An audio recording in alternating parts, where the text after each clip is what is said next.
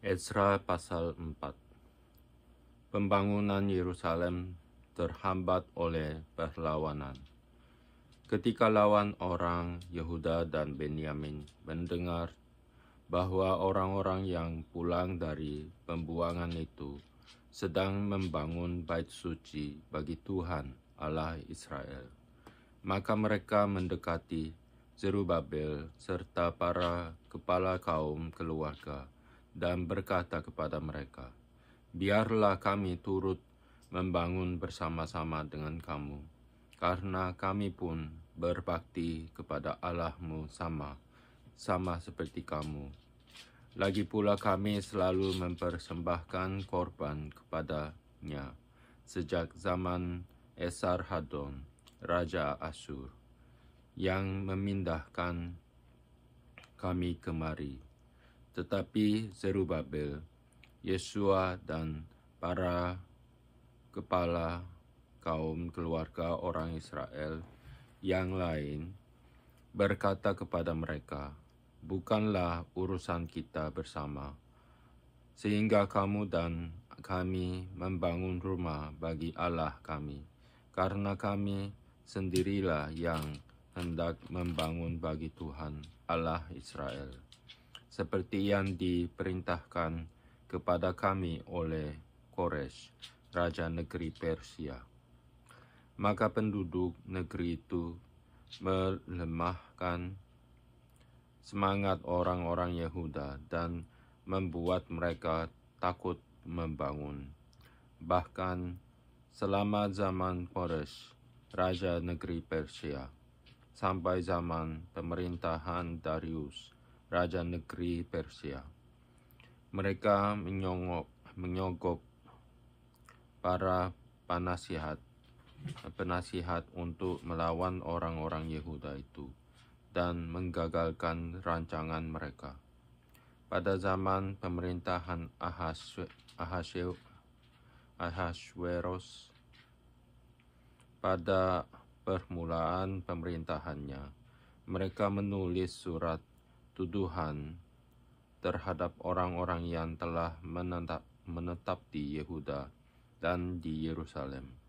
Dan pada zaman Artasasta, ditulislah surat oleh Bislam, Mitredat, dan Tabeel, serta rekan-rekannya yang lain kepada Artasasta, raja negeri Persia.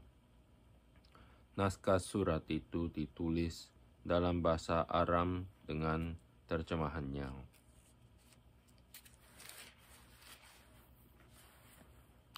Dalam bahasa Aram, Rehun, bupati, dan Simsai, panitera, telah menulis surat terhadap Yerusalem kepada Raja Artasasta, yang isinya sebagai berikut.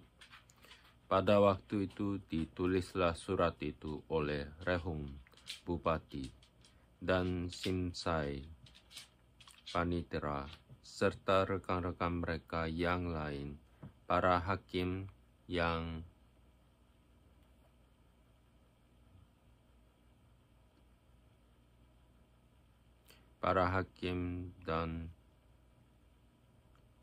punggawa dan pegawai-pegawai orang Persia, orang-orang dari Erech, dari Babel, serta orang-orang dari Susan, yaitu orang-orang Elam, dan bangsa-bangsa lain yang oleh Asnapar yang agung dan mulia dipindahkan dan disuruh menetap di kota Samaria dan di daerah yang lain sebelah barat sungai Efrat.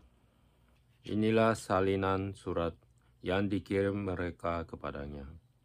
Ke hadapan Raja Artasasta, dari hamba-hamba tuanku, orang-orang di daerah sebelah barat sungai Efrat. Maka kiranya Raja maklum bahwa orang-orang Yahudi yang berangkat dari tuanku ke tempat kami telah tiba di Yerusalem. Mereka sedang membangun kembali kota yang durhaka dan jahat itu. Mereka menyelesaikan pembangunan tembok-tembok dan memperbaiki dasarnya. Kiranya Raja maklum bahwa jikalau kota itu sudah dibangun dan tembok-temboknya sudah selesai, orang tidak lagi membayar pajak, upati, atau bea, sehingga kota itu akhirnya mendatangkan kerugian kepada raja-raja. Sekarang oleh karena kami mempunyai hubungan dengan raja dan tidak patut bagi kami melihat raja kena cela, maka oleh sebab itu kami menyuruh orang memberitahukan hal itu kepada raja, supaya diadakan penyelidikan dalam kitab riwayat nenek moyang tuanku. Di dalam kitab riwayat itu, tuanku akan mendapati dan mengetahui bahwa kota itu kota durhaka yang selalu mendatangkan kerugian kepada raja-raja dan daerah-daerah, dan bahwa orang selalu mengadakan pemberontakan di dalamnya sejak zaman dahulu. Itulah sebabnya maka kota itu dibinasakan. Kami ini memberitahukan kepada raja bahwa jikalau kota itu sudah dibangun kembali dan tembok-temboknya sudah selesai, maka bagi tuanku, kelak tidak ada lagi milik di daerah sebelah barat Sungai Efrat. Maka raja mengirim surat jawaban ini kepada Rehum, Bupati, dan Simsai, Panitera, serta rekan-rekan mereka yang lain, yang tinggal di Samaria dan di daerah yang lain, seberang Sungai Efrat. Salam, maka sekarang surat yang kamu kirim kepada kami telah dibacakan kepadaku dengan jelas, lalu atas perintahku telah diadakan penyelidikan dan didapati bahwa kota itu sejak zaman dahulu selalu bangkit melawan raja-raja dan bahwa penduduknya selalu mendurhaka dan memberontak. Lagi pula dahulu ada raja-raja yang berkuasa atas Yerusalem, yang memerintah seluruh daerah seberang Sungai Efrat, dan kepada mereka dibayarlah pajak, upeti, dan bea. Oleh sebab itu, keluarkanlah perintah untuk menghentikan orang-orang itu, supaya kota itu jangan dibangun kembali, sebelum aku mengeluarkan perintah. Dan ingatlah baik-baik, supaya jangan kamu perbuat suatu kelalaian dalam perkara ini. Apakah gunanya kerusakan yang menjadi kerugian raja-raja itu bertambah besar? Maka setelah salinan surat Raja Artasasta dibacakan kepada Rehum dan Simsai, Panitera, serta rekan-rekan mereka, berangkatlah mereka dengan segera ke Yerusalem, mendapatkan orang-orang Yahudi, dan dengan kekerasan mereka memaksa orang-orang itu menghentikan pekerjaan itu. Pada waktu itu, terhentilah pekerjaan membangun rumah Allah yang di Yerusalem, dan tetap terhenti sampai tahun yang kedua zaman pemerintahan Darius, Raja Negeri Persia. Pasal 5, pembangunan dimulai lagi dengan izin Raja Darius. Tetapi Nabi Hagai dan Zakaria bin Iddo, kedua nabi itu, bernubuat terhadap orang-orang Yahudi yang tinggal di Yehuda dan di Yerusalem dalam nama Allah Israel yang menyertai mereka. Pada waktu itu mulailah Zerubabel bin Sealtiel dan Yesua bin Yozadak membangun rumah Allah yang ada di Yerusalem. Mereka didampingi dan dibantu oleh nabi-nabi Allah. Tetapi pada waktu itu juga datanglah kepada mereka Tatnai, bupati daerah sebelah barat sungai Efrat, bersama-sama dengan Shetar, Boznai, dan rekan-rekan mereka. Dan beginilah katanya kepada mereka, siapakah yang memberi perintah kepadamu untuk membangun rumah ini dan menyelesaikan tembok ini? Lalu katanya pula kepada mereka, siapakah nama-nama orang yang mendirikan bangunan ini?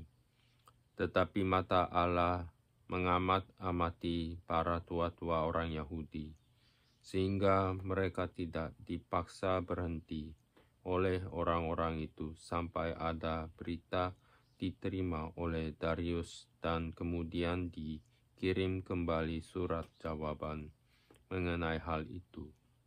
Inilah salinan surat yang dikirimkan Tatnai, bupati daerah sebelah barat sungai Efrat, bersama-sama dengan syarat Boznai, dengan Shetar Boznai dan rekan-rekannya, para penggawa daerah sebelah barat sungai Efrat, kepada Raja Darius. Mereka mengirim laporan tertulis kepadanya yang bunyinya sebagai berikut. Ke hadapan Raja Darius, salam sejahtera. Kiranya Raja maklum bahwa kami datang ke daerah Yehuda, ke rumah Allah yang maha besar. Rumah itu sedang dibangun dengan batu yang besar-besar, sedang dindingnya dilapis dengan kayu, dan pekerjaan itu dikerjakan dengan seksama, berjalan lancar di tangan mereka. Kemudian kami menanyai para tua-tua itu, dan beginilah kata kami kepada mereka, siapakah yang memberi perintah kepadamu untuk membangun rumah ini dan menyelesaikan tembok ini? Lagi pula kami menanyakan kepada mereka nama-nama mereka untuk memberitahukan kepada tuanku dengan mencatat nama orang-orang yang mengepalai mereka. Inilah jawaban yang diberikan mereka kepada kami. Kami adalah hamba-hamba Allah semesta langit dan bumi, dan kami membangun kembali rumah yang telah didirikan bertahun-tahun sebelumnya, didirikan dan diselesaikan oleh seorang Raja Israel yang agung. Tetapi sesudah nenek moyang kami membangkitkan murka Allah semesta langit, mereka diserahkannya ke dalam tangan Nebukadnezar, Raja negeri Babel, orang Kasdim, yang merusak rumah itu dan mengangkut bangsa itu sebagai tawanan ke negeri Babel. Akan tetapi pada tahun pertama zaman Kores, Raja negeri Babel, oleh Raja negeri Babel, dikeluarkanlah perintah oleh Raja Kores untuk membangun rumah Allah ini. Juga perlengkapan emas dan perak dari rumah Allah yang diambil oleh Nebukadnezar dari bait suci yang di Yerusalem dan dibawa ke dalam bait suci yang di Babel. Diambil pula oleh Raja Kores dari bait suci yang di Babel itu, dan diserahkan kepada seorang yang bernama Sesbazar yang telah diangkatnya menjadi bupati. Perintahnya kepadanya, ambillah perlengkapan ini, pergilah dan taruhlah itu di dalam bait suci yang di Yerusalem. Dan biarlah rumah Allah dibangun di tempatnya yang semula. Kemudian datanglah Sesbazar meletakkan dasar rumah Allah yang ada di Yerusalem. Dan sejak waktu itu sampai sekarang dikerjakanlah pembangunannya, hanya belum selesai. Oleh sebab itu, jikalau dianggap baik oleh raja, maka hendaklah diadakan penyelidikan di dalam gedung perbendaharaan raja. Di sana di Babel, apakah pernah dikeluarkan perintah oleh Raja Kores untuk membangun kembali rumah Allah yang di Yerusalem itu? Kemudian keputusan raja tentang hal itu kiranya dikirimkan kepada kami. Pasal 6. Sesudah itu atas perintah Raja Darius, diadakanlah penyelidikan di perbendaharaan di Babel, di tempat naskah-naskah disimpan. Kemudian di Ahmeta, benteng yang di provinsi Media, didapati sebuah gulungan yang isinya sebagai berikut. Piagam. Pada tahun pertama zaman Raja Kores dikeluarkanlah perintah oleh Raja Kores mengenai rumah Allah di Yerusalem. Rumah itu haruslah dibangun kembali sebagai tempat orang mempersembahkan korban sembelihan dan korban api-apian. Haruslah tingginya 60 hasta dan lebarnya 60 hasta, dan haruslah dipasang 3 lapis batu besar-besar dan 1 lapis kayu. Biayanya harus dibayar dari perbendaharaan kerajaan, dan juga perlengkapan emas dan perak rumah Allah yang diambil oleh Nebukadnezar dari bait suci yang di Yerusalem dan dibawa ke Babel itu haruslah dikembalikan, supaya kembali pula ke dalam bait suci yang di Yerusalem, di tempatnya yang semula, dan engkau haruslah menaruhnya di dalam rumah Allah. Oleh sebab itu, hai Tatnai, bupati daerah seberang sungai Efrat, dan Setar-Boznai, serta rekan-rekanmu, para punggawa daerah seberang sungai Efrat, hendaklah kamu menjauhkan diri dari sana. Biarkanlah pekerjaan membangun rumah Allah itu. Bupati dan para tua-tua yang Yahudi, tua-tua orang Yahudi, boleh membangun rumah Allah itu di tempatnya yang semula.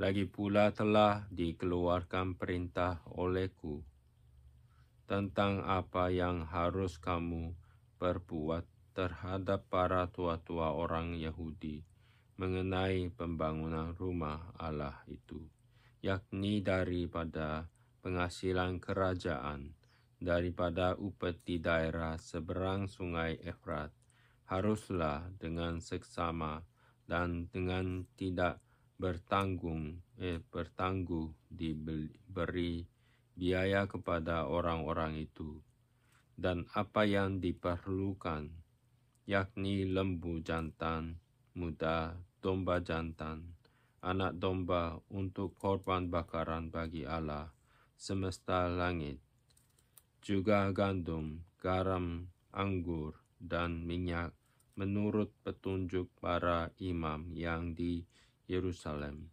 Semuanya itu harus diberikan kepada mereka hari demi hari tanpa kelalaian, supaya mereka selalu mempersembahkan korban yang menyenangkan kepada Allah semesta langit dan mendoakan raja serta anak-anaknya. Selanjutnya telah dikeluarkan perintah olehku supaya setiap orang yang melanggar keputusan ini akan dicabut sebatang tiang dari rumahnya untuk menyulakannya pada ujung tiang itu, dan supaya rumahnya dijadikan reruntuhan oleh karena hal itu. Maka Allah yang sudah membuat namanya diam di sana, biarlah ia merobohkan setiap raja dan setiap bangsa yang mengacungkan tangan untuk melanggar keputusan ini dan membinasakan rumah Allah yang di Yerusalem itu. Aku, Darius, yang mengeluarkan perintah ini, hendaklah itu dilakukan dengan seksama.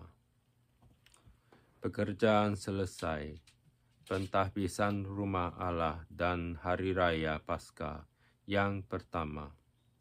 Kemudian Tatnai, bupati daerah sebelah barat Sungai Efrat, Shetar-Boznai dan rekan-rekan mereka berbuat dengan seksama menurut apa yang diperintahkan Raja Darius. Para tua-tua orang Yahudi melanjutkan pembangunan itu dengan lancar, digerakkan oleh nubuat Nabi Hagai dan Nabi Zakaria bin Iddo. Mereka menyelesaikan pembangunan menurut perintah Allah Israel dan menurut perintah Koresh, Darius, dan Artasasta, raja-raja negeri Persia. Maka selesailah rumah itu pada hari yang ketiga, bulan Adar, yakni pada tahun yang ke-6 zaman pemerintahan Raja Darius. Maka orang Israel, para imam, orang-orang Lewi dan orang-orang lain yang pulang dari pembuangan merayakan pentahbisan rumah Allah ini dengan sukaria. Untuk pentahbisan rumah Allah ini, mereka mempersembahkan lembu jantan 100 ekor, domba jantan 200 ekor, dan anak domba 400 ekor. Juga kambing jantan sebagai korban penghapus dosa bagi seluruh orang Israel 12 ekor menurut bilangan suku Israel. Mereka juga menempatkan para imam pada golongan-golongannya dan orang-orang Lewi pada rombongan-rombongannya untuk melakukan ibadah kepada Allah yang diam di Yerusalem, sesuai dengan yang ada tertulis dalam kitab Musa. Dan pada tanggal 14 bulan pertama, mereka yang pulang dari pembuangan merayakan Paskah, karena para imam dan orang-orang Lewi bersama-sama mentahirkan diri, sehingga tahirlah mereka sekalian. Demikianlah mereka menyembelih anak domba Paskah bagi semua orang yang pulang dari pembuangan dan bagi saudara-saudara mereka, yakni para imam, dan bagi dirinya sendiri.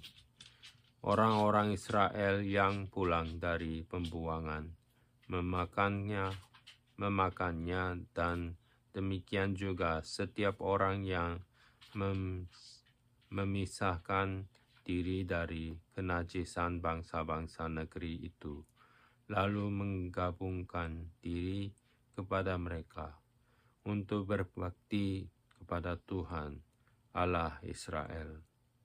Lagi pula mereka merayakan hari raya roti tidak beragi dengan sukacita 7 hari lamanya, karena Tuhan telah membuat mereka bersukacita. Ia telah memalingkan hati raja negeri Asyur kepada mereka, sehingga raja membantu mereka dalam pekerjaan membangun rumah Allah, yakni Allah Israel.